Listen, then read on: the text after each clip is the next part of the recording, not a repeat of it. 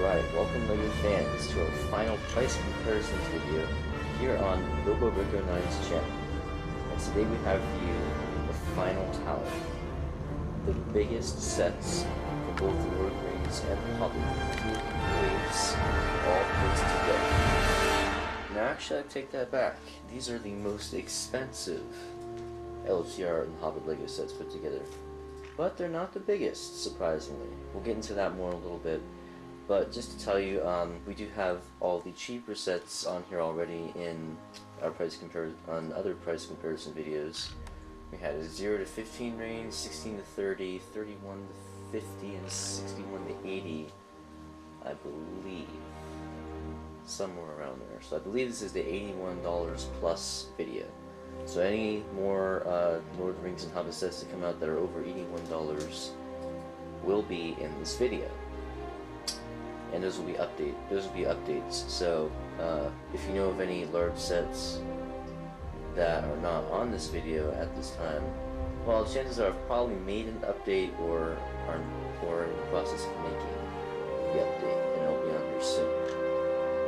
So make sure you look out for updates on all of our videos. But for now, we'll go ahead and look at these four. I do think that I do know of one more that will be coming out in a few months that'll be on here. It's just a rumor at this point. But it would be Minas Tirith, and that would be absolutely amazing. It might even beat out all these others, but you never know. It could be some really tiny, lame version, but you don't know. It could do a really good job. But for now, we have four sets. Pirate Ship Ambush, which I just finished building last night. The Almighty Tower of Orthanc, $200 and 2,400 approximately pieces of epicness. The Battle of Helm's Deep, which came out in the first wave of Lord of the Rings sets, and still remains one of the best sets ever. And the Goblin King Battle, the only Hobbit one that we have in this video, at least for the moment. Now, you may be thinking that there should be one more here, and you're probably thinking that would be Dol Guldur Battle. Well, you would be right if you were going by pieces. Let's see. Dol Guldur Battle, which I have not quite built yet, is 797 pieces. Pirate Ship Ambush is only 756 pieces. So we're talking about 40 pieces. Pirate Ship Ambush is about 40 pieces less, yet it's in this video. And Dol Guldur Battle is not. Well, it's not just because I'm lazy and haven't built it yet. It's because it's only $60. So you're probably thinking, hey, wait a minute. How come Pirate Ship Ambush is $100 and less pieces than the $60 Dol Guldur Battle set? Well, can't really say, honestly. Some may say that Pirate Ship Ambush is a better set. LEGO has a philosophy that people like to have LEGO pirate ships, and they do, I think. But other than that, I don't really know why. I mean, except for maybe the sails and the printed shields and some of the minifigures, there aren't many outstanding pieces or anything. The sails are really cool though.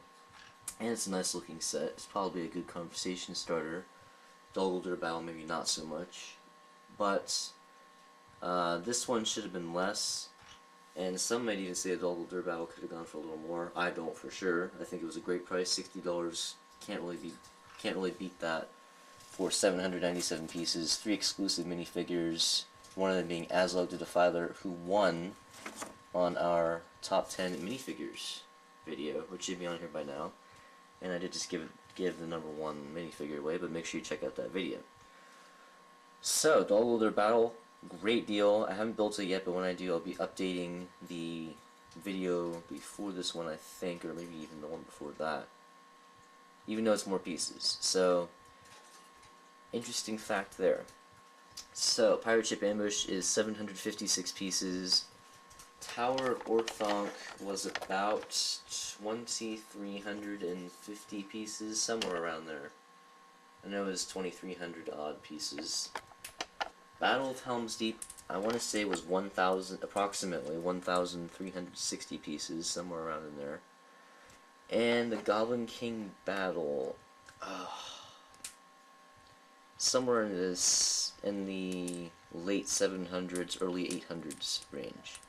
So that one was a little overpriced as well, but it is a good set, I think. So who will be the victor? Well, before we can decide, I always like to give somewhat quick recaps on the sets. They tend to not be so quick, so I'll probably be here for quite a while.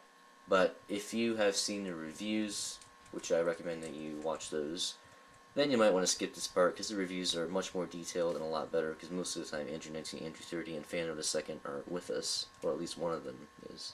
Sometimes not, though. And so you get to see all the details, all the functions and all that in much greater detail in the reviews. But if it's been a while since you've seen the reviews, or maybe you don't like watching really lengthy reviews like I do, then maybe these quick recaps are for you. So after that, we'll get to the ratings, and then of course the victor. So who's it going to be? We'll find out. But we'll go ahead and start, and we'll go from least expensive to most expensive. But Pirate Ship Ambush and Goblin King Battle were the same price, but Goblin King Battle has less pieces, so we'll start with that one.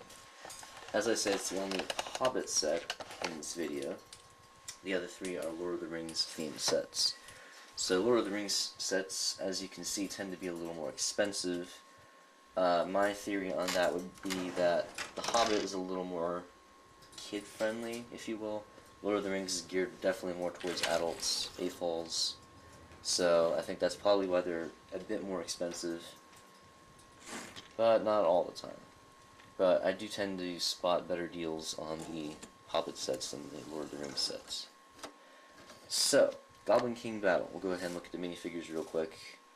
First of all, we get Gandalf the Grey. Of course, he comes in 2 out of the 4 sets that we'll be looking at. So that's his Brickforge staff, of course.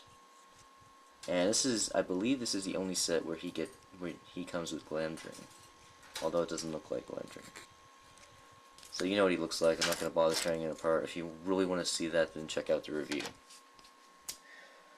Who else have we got? We'll go and look at the goblins. Here's the Goblin Scribe. He's got short legs, and he's also got a scroll of some kind. He's writing down notes that the Goblin King is telling him to deliver to Azog the Defiler. And double-sided head. All the goblins have the same head, and they're all double-sided so that you can make them look a little more varied. And as a sticker, by the way. 2 goblin soldiers. The torsos are not the same, and neither are the weapons. So one has a bone axe and an orc sword, and the other one has an orc sword. And then you'll notice that the torsos are a little different, and those, in turn, are different from this one. So I like that we get 3 different torsos for the goblins. Next we get the 3 dwarves, Dori, Nori, and Ori. So here's Dori.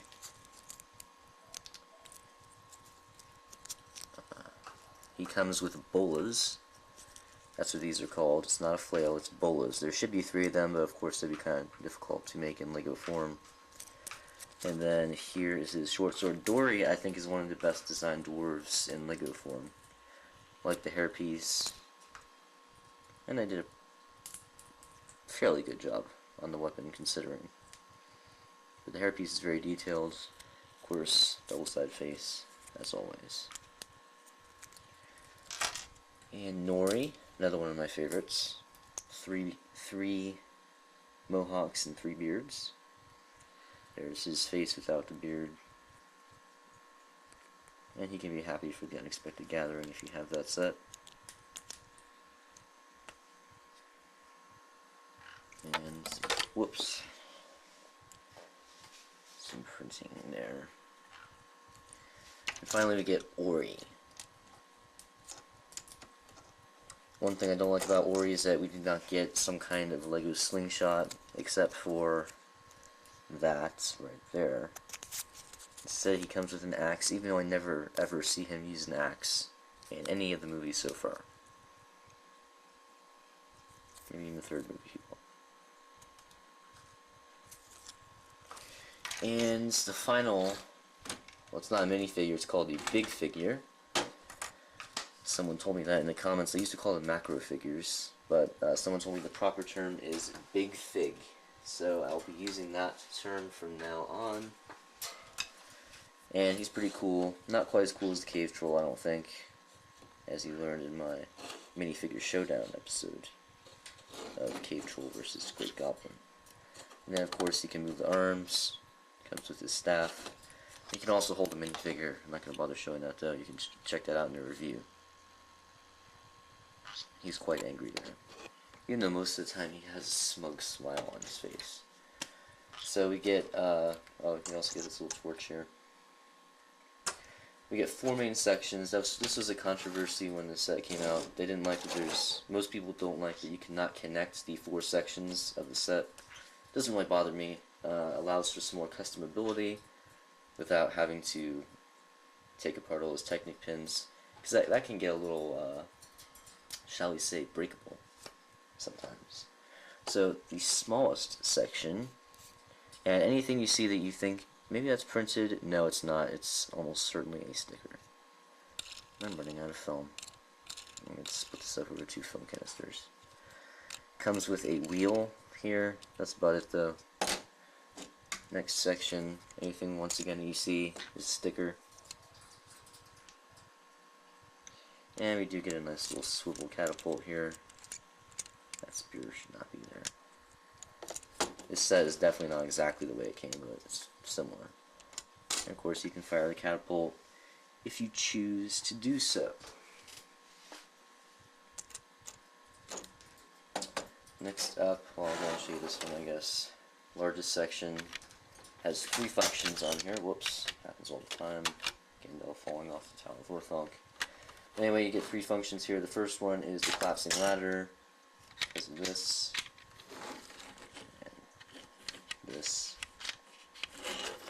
The next is the collapsing bridge. There's a pin here. You push that. Put someone on here. Sorry, door. That collapses. And as you can see, he's not the first one to have collapsed. And that like sprang all the way back. That's kind of cool. And you just snap it back in there, and you can do it as many times as you want. And the final one is the Goblin Scribe's bucket, if you will. And this is pretty posable. It spins all the way around like that. And then if you turn the cog right here, you can move them up and down as well. So lots of posability there. If you checked out my Down, Down, Down in Goblin Town, shall we say Lego music video, you got to see that in action. And here's a pot of flaming lava down there. Hopefully Dory did not fall in there. And the final section is the Goblin King's throne. That's where His Majesty sits on his biohazard pillow sign. That's what it looks like to me. Get a couple functions here. You can reveal the Goblin King's treasure. Look here. Push this tab, and out comes the treasure. There's some gems and skulls in there. And then here's like a little trap. You can put a minifigure in here. If the Goblin King is angry at someone, he'll just put him there and let him thirst to death down there. And then you pull this to release the trap and rescue the minifigure. So that is about it for the Goblin King battle. Once again, if you want to see this in a lot more detail, check out the actual review. I think I just did that one by myself. That was the only one of these 4 that I did by myself, though. In case you're big fans of Andrew 19, Andrew 30, and Phantom a second, which you should be. Although I hope I'm your favorite. So, very playable. Perhaps not quite as displayable as some of the other sets. You can definitely get a lot of customability from this, but it may not be the nicest looking of the 4 sets. In fact, I would venture to say it's probably the ugliest looking of the 4 sets, although I think it's a really cool set. And you get lots of exclusive minifigures, a big figure, and Gandalf. I mean, we're all so excited to see Gandalf for the 25th time in the set. So, I'll be back in a moment. I gotta switch film canisters again. And then I will show you Pirate Ship Ambush and the other two and give you ratings. If I can get Nori to stand up. There you go. Alright, so here we have Pirate Ship Ambush. It's a pretty cool set, but it's way overpriced. I would venture to say it's the most overpriced of any of the Lord of the Rings or Hobbit sets. Not just in this video, but all of them. So, but I guess Gimli makes up for it, because I mean, we never see Gimli in a set. So, as for minifigures, of course we get Gimli. I'm not showing him to you, I'm not taking him apart, because I've done that so many times over the last few months of Bill Brickenine's history. In fact, the only months of Bill Brickenine's history. Also, this is the first time that Aragorn, Legolas, and Gimli, the three, not stooges, but heroes, I guess you could say, are seen together in a Lego set, so that's good. And of course the other two are Aragorn, Strider, King Elisar, whatever you want to call him, he's here. And Legolas. This is only the second time we see him in this costume, so not too annoying, I suppose. Although I have a feeling we'll see him in this costume again. Of course, we also get two Mordor orcs. You get the picture. But then we do get 4 very exciting minifigures. One of them is Peter Jackson himself, better known as the Corsair of Umbar. Of course, it was Peter Jackson who dressed up like him, so whatever you want to call him, he's here. Pretty cool minifigure. Too bad we didn't get some leg printing, but not too terrible, I suppose. There's the other head. That's after he sees all the dead people running at him with swords and whatnot. He also comes with a chain. I guess he's just going to fling that around at people. And a breadstick. Nice choice of weapon. We also get 2 soldiers of the dead, who are exactly the same, yes. And I'm not going to show them to you. You can see this in the top 10 most exciting minifigures review, at least for the King of the Dead you will. But their heads glow in the dark, and both of their heads are double-sided, so you can, they're the same head though, so you can mix and match your soldiers of the dead. I don't really feel like getting up and going into my closet again, but you can maybe see a little bit there of their glow in the darkness. Yeah, you can see it. And you look at the 2 different heads. One of them has a mustache and one of them has some scary teeth. And for some reason they both come with short swords. Don't ask me. And of course we get the King of the Dead himself, who was on the top 10 most exciting minifigures episode. I want to say he was somewhere around number 6 or so. Somewhere around there. And his head also glows in the dark. Just to add to the creepiness, there you can see it. He comes with a long sword, a lime green crown, some piercing eyes, and a nice red cape. So very nice minifigure. I believe, well no, I can't say that. Never mind. I was going to say he's one of the only minifigures in this episode that made it to the top 10, but that's not true. There's at least 2 more coming up. So there are your minifigures. I believe that Pirate Ship Ambush is the set that comes with the most minifigures out of these 4. Or maybe it's tied. Well, I can't say that. It's up there though. In the set we also get a nice catapult. It fires pretty far actually. It'll probably go over the camera and hit me. It did. And I lost the rock. Well, I'll find it later. So one of my favorite Lego catapults. You just hit this inverted slope and fire away. And you did get 2 extra rocks, one is missing. And you can roll a little bit. Now, onto the actual pirate ship. A little bit of a complicated build towards the end with the masts and putting the sails on. Let me show you that. Right there. That's a little complicated right there. You have to make sure the rods are exactly the length that they're supposed to be, and all that. Otherwise, you'll probably end up with some ripped sails. It's not a build I would recommend for somebody too young, at least towards the end. You also get tons of huge pieces in this set. I want to try and show you the bottom if I can. It's very dangerous. Don't try this at home, kids.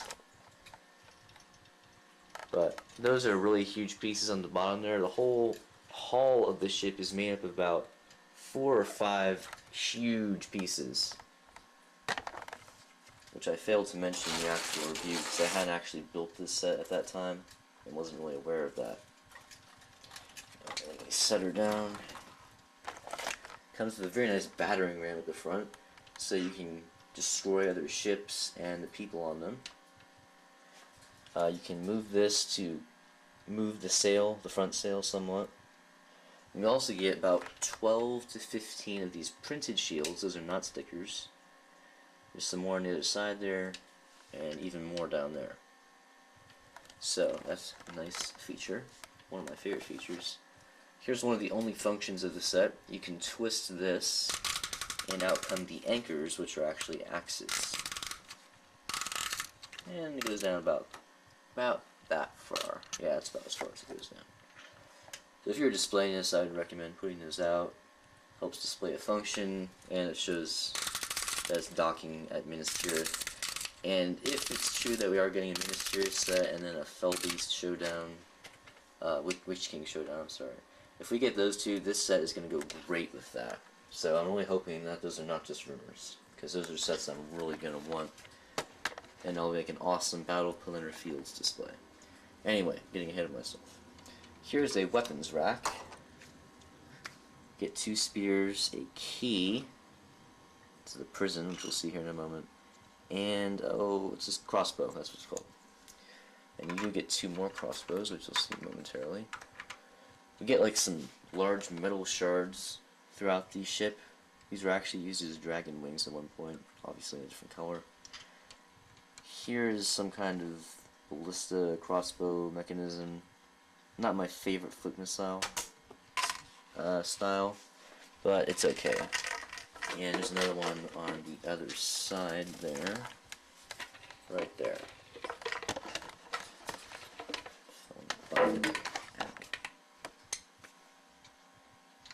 And you also get 2 extra foot missiles there, so you get 4 in total. Now we also get this barrel, and inside, well, on the outside that is a sticker on top of a green circular piece. Not crazy about that look. It looks too modern or something for my taste. I don't know. But anyway, inside we do get some treasure. It only tells you to put 1 of these in there, but it came with an extra, so I thought it's a pirate ship. It needs more treasure, so I put more in there. I hope no one has a problem with that. So kind of hard to fit 3, but you can do it. I know you can. You're smart people. And some wooden planks with a little bit of gold on there. Of course, those are stickers. Of course. Now here's one of my favorite parts. This is not just a box. You lift this up, and inside we have 2 very nice maps. You can lift that one out too. So one of them is a map of Gondor, and the other is a map of Arda, which is not just Middle-earth, but the complete picture. That's Middle-earth. This whole thing is called Arda. These islands and stuff. That's getting a little deep into Tolkienology, though, so I won't go any further than that. Fan will be able to explain that better than I can. Anyway, here are those crossbows I was talking about. Another one right there. Some nice stairs leading up to the back of the ship. Let's see, this would be the stern, and this would be the bow, I believe. I know a little bit about ship terminology. Anyone knows this is the wheel. It spins. Nice looking wheel, I like that. Here's another key to the prison, which I'll show you in a moment. More of those shields. I like these pieces. These could pass for dragon wings somehow too. Now, the last function of the set is you can lift this out and see that prison I've been telling you about for a while now. And you can put Peter Jackson in there. Put him in prison for delaying the release date of There and Back Again. Don't let him out until he decides to put it back out in July. So, bye Peter Jackson. We'll let you out even earlier if you give us the extended edition of T-DOS earlier too. And there is another more realistic way to get inside the prison. That's the door right there. And just open that. But of course, the main part of the ship is those very nice looking sails. You can twist the... Can you twist this one? I thought you could. Maybe not. No, you can at least twist this one a little bit. This one, if you release it from here, you can twist it. But then the top part will just kind of be flopping around there. So you probably don't want that. So that's about it for Pirate Ship Ambush. So lots of exclusive minifigures. I have to admit, a very nice looking pirate ship. But I don't know. It's not my favorite Lord of the Rings set by any means at all. I like landmarks better than vehicles, personally. I know most people like Lego vehicles better than landmarks, but I'm the opposite. I've built quite a few vehicles in my day. Got a little tired of it, I must say, but I never get tired of building like things like these. But the pirate ship was a nice change in the Lord of the Rings /Hobbit realm. It was nice to build a vehicle for a change because, I mean, really there's not that many vehicles in Middle-earth. It's a medieval type of story, so they didn't have cars and airplanes and spaceships in the medieval days. And if they did, then someone's told some huge lies in history class. Oh, one last thing is the rudder right there. It's the very last thing to build. And just move it like that. So, there you have Pirate Ship Ambush and all the minifigures and a catapult. So let's go ahead and show you the Battle of Helm's Deep. The only one of the sets here that came out in the original wave of Lord of the Rings. Which came out before the original wave of The Hobbit. Now, this is just, don't worry, this is just the Battle of Helm's Deep. I did not put Uruk-hai Army on here. Uruk-hai Army, of course, is the set that connects right there. And it looks like that. It was the Aemir, more Uruk-hai, Ballista, and more of the Deeping Wall. So there you have that. And look how bare my shelves are. That's where Helm's Deep should be, and that's where Orthanc should be. Just taking two sets off of there makes it look so bare. Of course, there are two large sets, but nevertheless. So, minifigures here. It's Aragorn again. Same exact costume. And by the way, this is $130. Pretty expensive, but well worth it in my opinion. Personally, I would say pay the extra $30 for this instead of getting the pirate ship. So you can probably guess that I'm not going to get Pirate Ship Ambush the win. I'll be back momentarily. So there's Aragorn. We get Gimli again, but no Legolas, which is surprising. He was there. He played a very important role in the Battle of Helm's Deep, so I don't understand why he's not in the set. I would have rather had him than another Uruk-hai, because, well, if you only get this set and you don't get the Mines of Moria or the Pirate Ship Ambush, both of which are pretty expensive sets, you're not going to have Legolas at the Battle of Helm's Deep, and that's just wrong. So anyway, also get 3 Uruk-hai. I'm not sure if these are the exact Uruk-hai that come in the set. I've kind of mixed and matched the armor from the Uruk-hai army set as well.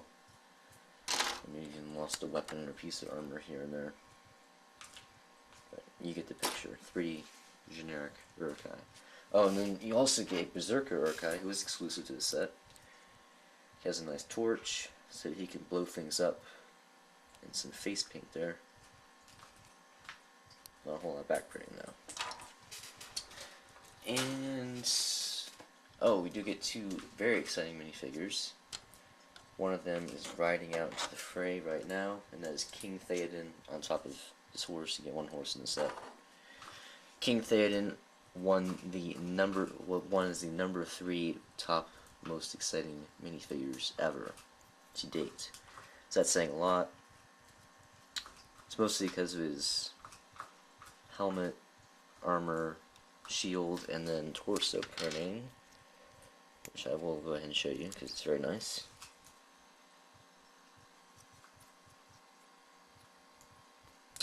So King Theoden, awesome minifigure. Don't want to miss him. If you can't really afford to get this set, I'd at least try to get King Theoden off of eBay by himself, because he's really cool. And the final minifigure of the set is Haldir. Most people probably have no idea who he is. He is a Lothlorien elf who brought all of those other elves to the Battle of Helm's Deep, even though it's not in the book. But nevertheless, he's got some very nice armor. Haldir is in the book, but just not in that scene. And there's Angry Face. And some more very nice printing.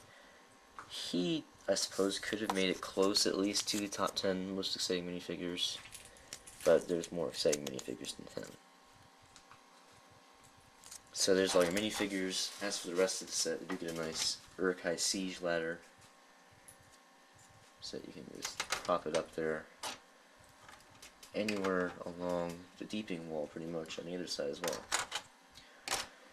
Staircase moves in and out for display purposes, most likely. You can also fold that out. It doesn't look right, but I've actually found it useful in displaying it. Because otherwise the staircase would hang over the edge of my shelf, so I do have to usually put it like that. Opening and closing doors. Pretty weird if they didn't close, especially at a battle. There. There is a catapult up here on jumper plates in case you want to move it. Lots more rocks. You can also fire rocks and spears out of these. I don't know what the term for this is, but these holes when you lift these up. That is in the movie.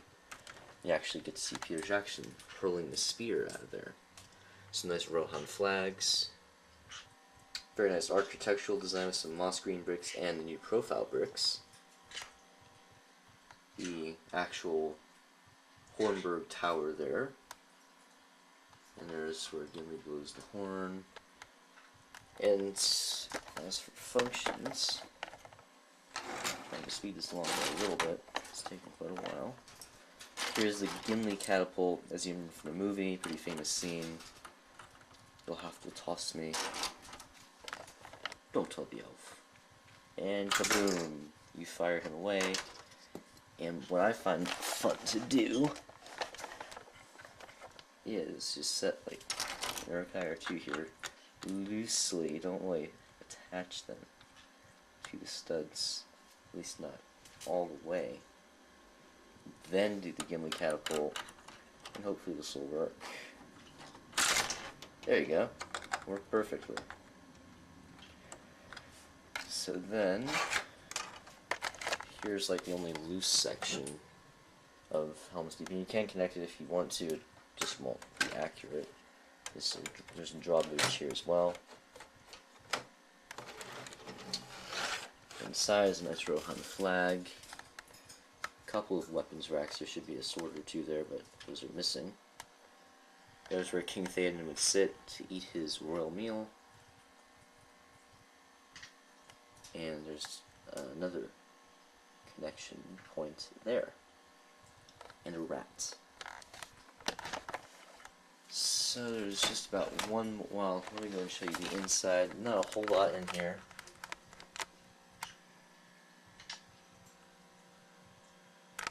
And then over there is like a little room. I want to show you the back of the tower. Let's do it like this. Let's see. Yeah, there you go. It's just a ladder, not a staircase, unfortunately. And there is where Gimli blows the horn of Helm the Hammerhand. And one more function to show you real quick. One of my favorite functions think it'll probably make it to our top 10 most exciting functions video.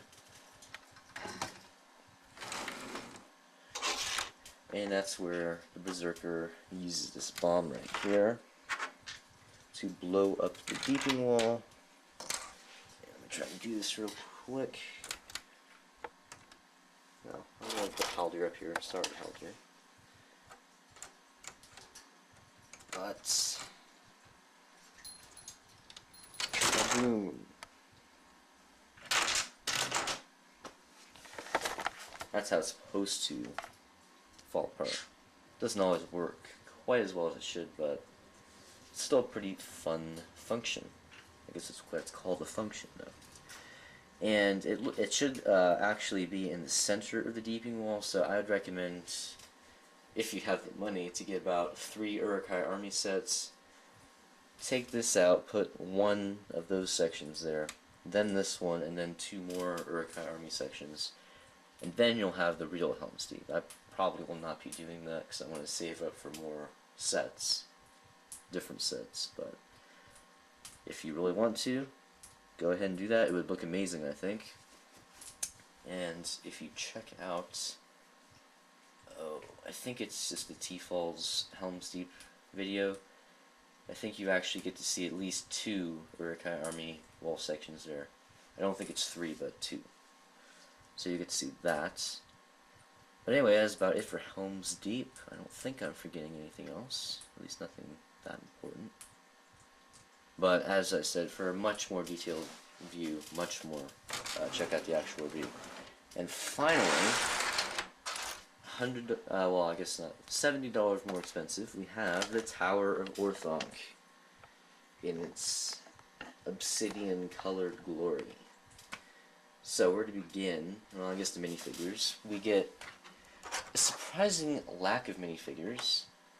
In fact, the biggest set here actually comes to the least amount of minifigures out of any 4 of these sets. And 2 of them, actually 3 of them, are really boring, and only 1 of them is completely exclusive. So there's the Orc Pitmaster. There's really nothing at all to say about it. There is a white-handed Saruman printed armor Uruk-hai in Treebeard's hand there. Only other way to get this guy with printed armor is in the Orc Forge, which is a hard to find set. So you're going to have a hard time getting this guy, especially now that the Orc Forge, I believe, has retired. And of course this set is $200. So you're going to have a hard time getting this guy, probably, at this point. And then of course we get Gandalf the Grey. At least it's not with his hat, it's with his hair and a cape. But still, it's just Gandalf. And he comes riding Gwaihir the Windlord. At least that's who we're assuming that it is. And you can set him on there. And I told this in my original review with Theodore and Andrew.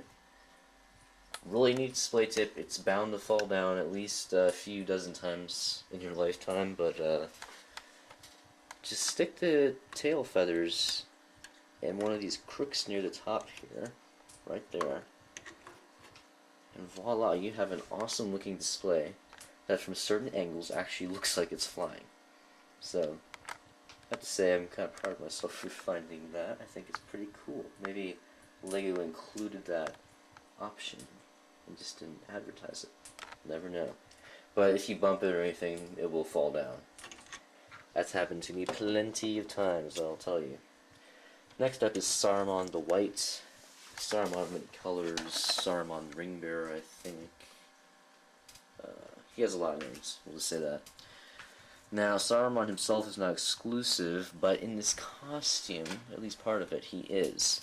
In this set, you get both this nice robe piece right here, which comes off easily, and just some normal non-printed legs. Now, like this, you get Saruman in the Wizard Battle set, but this piece is exclusive to the Tower of Orthanc set. So if you want this, you have to get the Tower of Orthanc, or if you really want the minifigure, and probably not even with the legs, just this, you'll have to go on eBay and pay $35. So you might as well get the actual set. I don't know anybody who would pay $35 for a minifigure. And the final minifigure, the only one who is completely exclusive, is Green Wormtongue. He's not amazing, but he's pretty cool. And by the way, he does not come with that knife. That is a Brick Arms or Brick Forge, some custom Lego weapon design dagger. But it looks a lot better than the one you get in the set, I think. There's the other face, and this is very minimal back printing. It's not extremely exciting minifigure, but he's okay. We need Grima. He's kind of a little bit of comic relief in the movie. A little bit, if you like. Whiny, yellow-faced, evil people for comic relief. Now, as for the actual set, well, where to begin? We take a detailed examination of the outside in the actual review, so make sure you check it out. That's about an hour long, actually.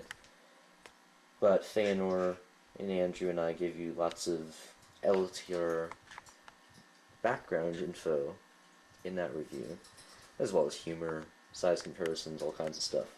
So I think it's worth an hour of your time. Split it up over a few days or whatever, but I think you'd probably enjoy it if you like large obsidian colored minifigure lacking tree men filled Lego set reviews. That was totally random. But I'll just go ahead and go on to the inside for this recap. Go floor by floor, spend about 10 seconds on each floor hopefully. Here's the dungeon, some warg stickers in the background, warg stickers in the background, ball and chain, another rat, lots more stickers, and this is the most boring room in the entire tower, so I'll move on. Up here, one of the more interesting rooms is the entrance hall. So there's some opening doors, some battle axes, some banners displaying the white hand of Saruman.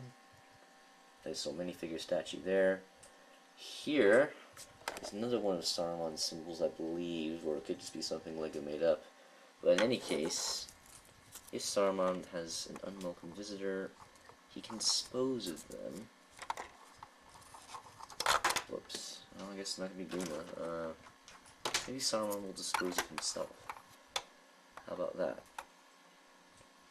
He's ashamed of all the evil things he's done. So, he just turns this knob, and he goes down, down, down to Warg Rat Town. And here's a chandelier that operates a function on the next floor, which makes the Palantir, this, glow an evil red. Got some nice bookshelves. Some of these little parchments come out. I think that's actually the only one on this floor. But some nice little detailed touches. Very nice looking lamps and the throne back there. And there, that is specifically meant for Saruman. That jumper plate is specifically meant for Saruman and his robe, so he can stand there and admire his Uruk-hai army with Grima. That's specifically meant for this piece to be there. Dress piece, or robe piece, or whatever you want to call it. Anyway, this is supposed to be very quick. So this is the alchemy room. Get some pots and pans and barrels and explosives. There's the same bomb that we got down there on jumper plate. And we'll like that potion bottle right there. One of my favorite Lego pieces. And you can move this. I don't know if you consider this a function or not, but you just move that up and down with the cog. The second to last floor. Hang on, I don't want to get this away. This function away yet. There we are. This is the library. Inside we have portraits of the 5 Astari, even though 2 of them we've never seen in the movie. Unless we see them in the 3rd movie, which would be very interesting. But then of course you also see Gandalf, Saruman, and Radagast. And then he's also displaying his evilness with Sauron, with a book featuring the Eye of Sauron for a cover.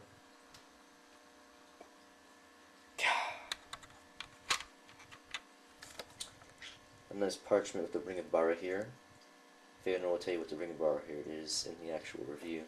Some books and maps back here.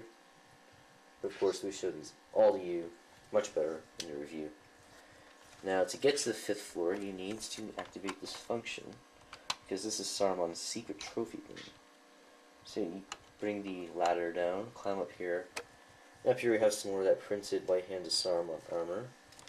An interesting translucent minifigure head right there. The 2 keys to the 2 towers, Burke sword, and the staves of Radagast and the 2 blue wizards. So you're supposed to assume that they're dead by the time that the Lord of the Rings is happening, which is sad because I like Radagast. I probably like the blue wizards if we actually ever met them. Oh, and one more thing is the top. That's where Gandalf is imprisoned for, I don't know quite how long, maybe a few days or maybe a few weeks. But eventually, Gwaihir the Wind Lord rescues him, and they go flying off into the night to visit and catch up with Frodo and his friends. So anyway, that took quite a while to recap those 4 sets. My table looks like quite a mess, but I really don't feel like cleaning it up and making it look nice. But you know what they look like. Whoops. So I'll go ahead and tell you my thoughts. So we'll go ahead and go back to the Goblin King battle. That is definitely the most playable of the 4 sets, I think. Comes with quite a few exclusive minifigures and a big fig, the Great Goblin himself.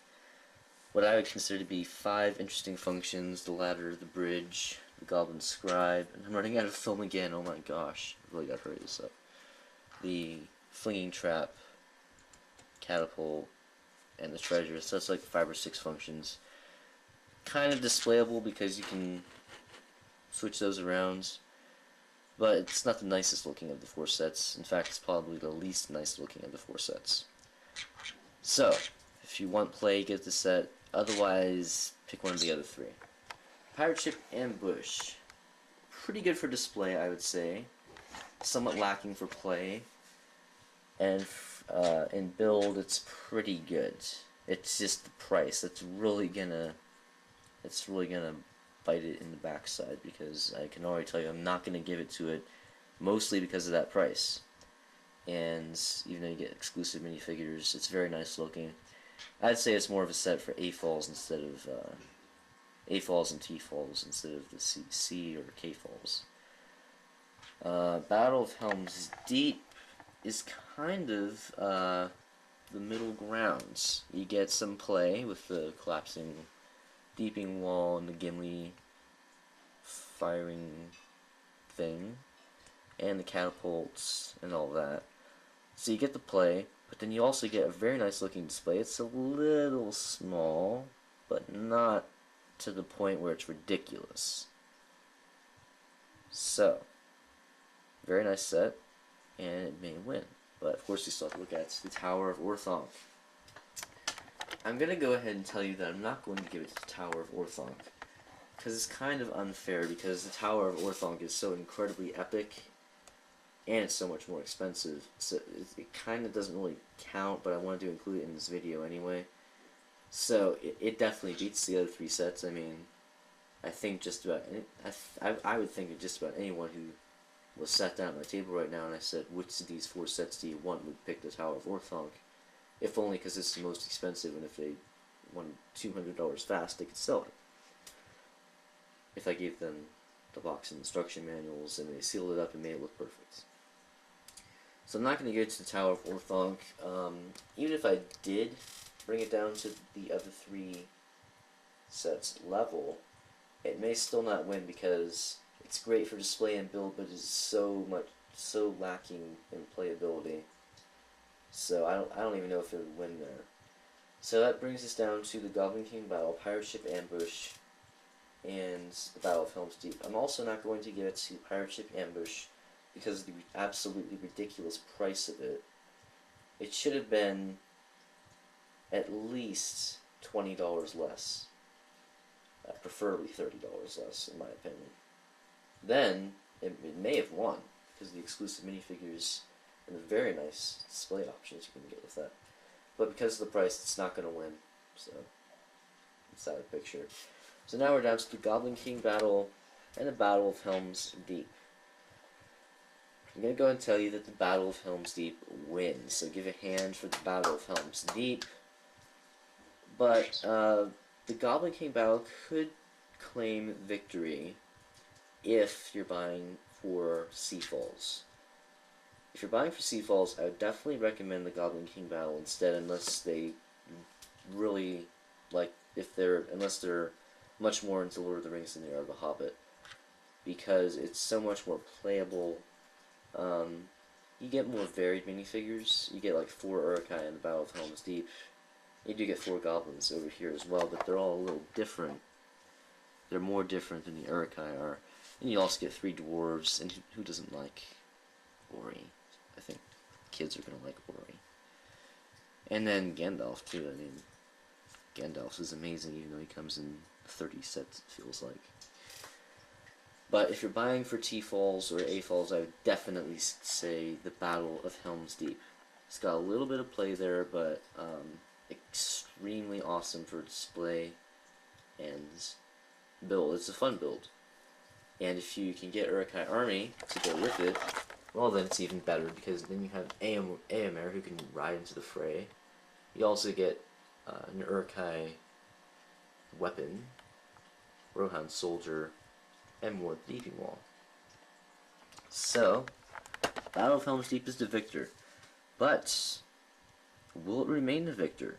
Within a few months it could be dethroned, because if Minas Tirith comes out and they pull it off, and they do an excellent job, then it's going to win. Because the White City is one of my favorite locations in Middle-earth. I think it's long overdue to be made into Lego form, but the rumor is it's only going to be about the same price as Helm's Deep, even though it is so much bigger. It's so much bigger.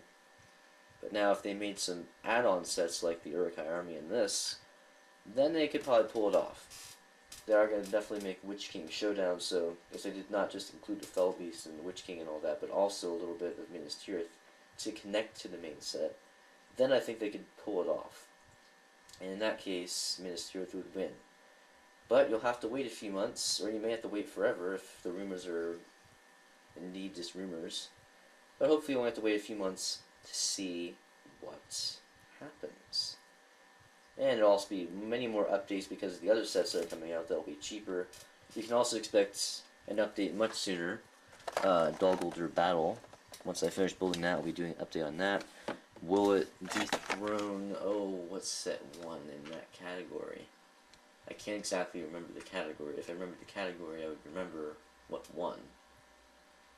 It might have been the Mines of Moria in that category, but I'm not positive. So you have to wait and see who wins there. Lots more awesome stuff besides those things coming to not only my channel, but also Infinity Monsters channel. And now I have to go because I'm out of film again, which you find hard to believe, but don't recognize it. So, thanks for watching, and we'll see you next time.